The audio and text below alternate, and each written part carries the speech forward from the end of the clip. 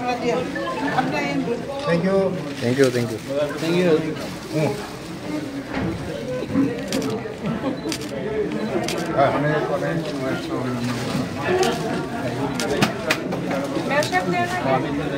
Thank you, bhai.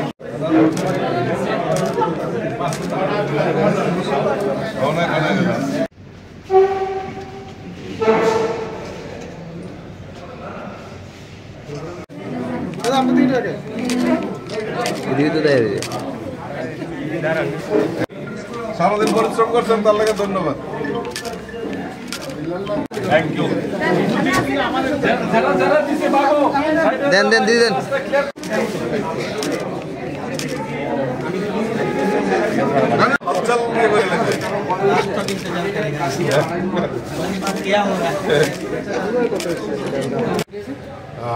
আপনারা সবাই জানেন আজকে ভোট সম্পন্ন হয়েছে, গণনা পর্ব শেষ হয়েছে। সেখানে টোটাল 57 আউট অফ 60 এখানে ভোট হয়।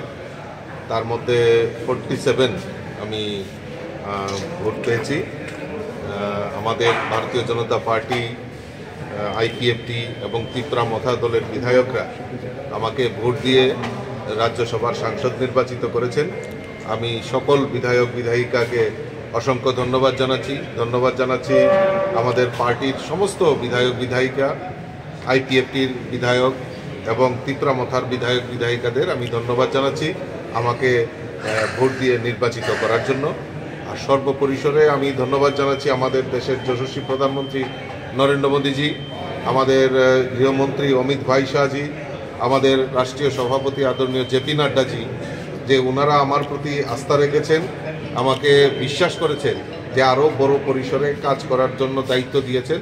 আমি আশা করি ত্রিপুরাবাসীর কল্যাণে এবং এই ত্রিপুরা রাজ্যের উন্নয়নের জন্য সরকার যে কাজগুলি করছে এবং যেগুলি আরও ত্বরান্বিত, আরও দ্রুততার সঙ্গে যাতে কাজগুলি করা হয়, সেগুলি আমি প্রধানমন্ত্রী হোক আর এই পার্লামেন্টে তুলে সেই ত্রিপুরার এক ত্রিপুরা শ্রেষ্ঠ ত্রিপুরা গড়ার লক্ষ্যে আমারও একটা অংশীদারিত্ব থাকবে বলে আমি মনে করি।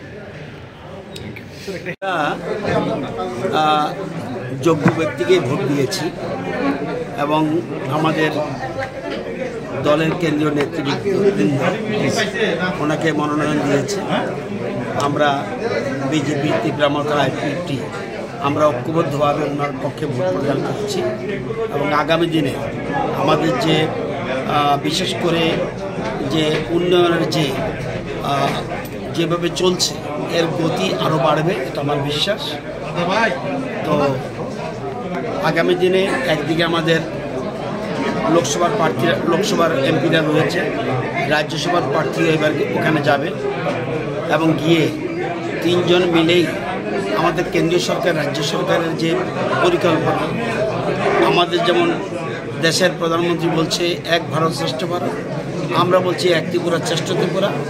সুতরাং এটাকে সামনে রেখে আমরা আত্মনির্ভর ত্রিপুরা, যেটা আমাদের 18 সালে আমাদের প্রতিজ্ঞা করেছিলাম, ত্রিপুরা নিজের পায়ে দাঁড়াবে, অন্যের মুখাপেক্ষী হয়ে থাকবে না, সেই জিনিসটা আমাদের দেশের প্রধানমন্ত্রী চাইছে আত্মনির্ভর, সেই দিকে আমরা এগোচ্ছি। এবং আমাদের মূল উদ্দেশ্য ঘরে ঘরে রোজগার, একদিকে পরিকাঠামো উন্নয়ন হবে, সাথে সাথে ঘরে ঘরে রোজগার। এই ঘরে ঘরে রোজগারের বিষয় নিয়েই আমরা আগামী দিনে যে দিশা নিয়ে আমরা এগোবো, সেই দিশা বাস্তবায়িত হবে। এটা ভবিষ্যৎ এবং রাজীব বাবু সবাইকে নিয়ে চলতে পারে, এটা প্রমাণিত হয়েছে। আমরা দেখেছেন লোকসভার ভোটে উনি প্রেসিডেন্টশিপ ছিলেন এবং ওনার প্রেসিডেন্টশিপে আমরা দুটো লোকসভা নির্বাচন, আমরা দুটা আসনে আমরা বিপুল ভোটের ব্যবধানে আমরা জিতেছি। তৎসঙ্গে পঞ্চায়েত, তৃতীয় স্তর পঞ্চায়েত নির্বাচনে আমরা দারুণ রেজাল্ট করেছি। তো এবং ডেমোক্রেটিক সিস্টেমে আমরা চলি।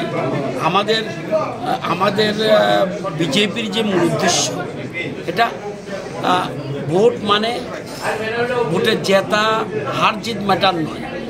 বর্তমান যে সমাজ ব্যবস্থা, বর্তমানে যে সমাজ ব্যবস্থা, সেটাকে পরিবর্তন করাই আমাদের অর্থাৎ অন্তিম ব্যক্তির ডেভেলপমেন্ট, এই জিনিসকে নিয়ে আমরা এগোতে চাই। আশা করি এটা হবে। আজকে সুদীপ রায় বর্মন একটি সাংবাদিক সম্মেলন করেছেন।